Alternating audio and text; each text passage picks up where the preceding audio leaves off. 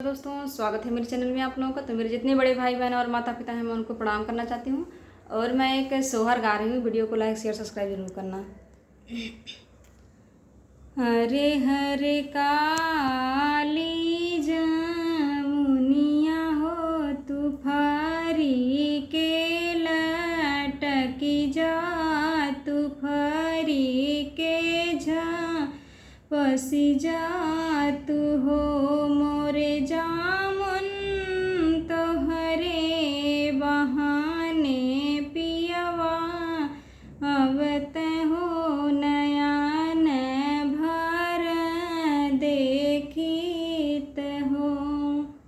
अरे अरे काली जमुनिया हो तफारी के लटकी गई, निफारी के पसी गई, निफारी के पसी गई। नि हो मोरे बहिनी भेजी देन लकड़ी तोड़न हरवा हो अपने नाही आए न हो।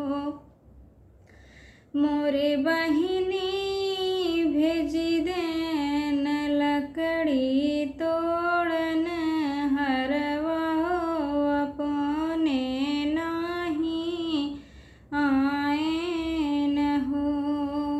हरे हरे गैया कब छड़वा हो पगहवा तोड़ी लेता हो, तोड़ाई के तू भागी जाता हो। मोरे बछड़ा तोहरे बहाने पियवा अवत हो नयन भर देखित हो। अरे अरे गैया कब छड़वा हो पगहवा तोड़ी लेहन हो, तोड़ाई के भागी गई न हो। मोरे बहिनी भेजी देन गोरु चर वाहवा हो अपने नाही आए न हो। मोरे बहिनी भेजी देन गोरु चर वाहवा हो अपने नाही आए न हो।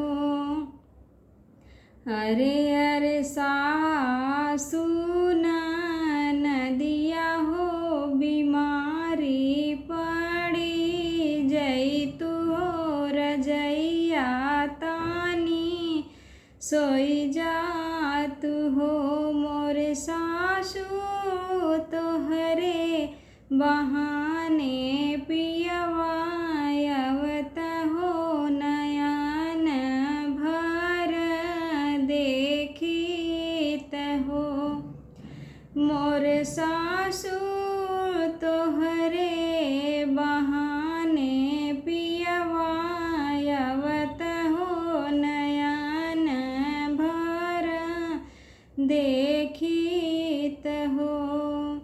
हरे हरे सासु नदिया हो बीमारी पड़ी गईनी हो रजैया तानी सोई गईनी हो। मोरे बहिनी भेजी देन डॉक्टर दवा हो अपने नाही आए न हो। मोरे बहिनी भेजी देन डॉक्टर दवा हो अपने ना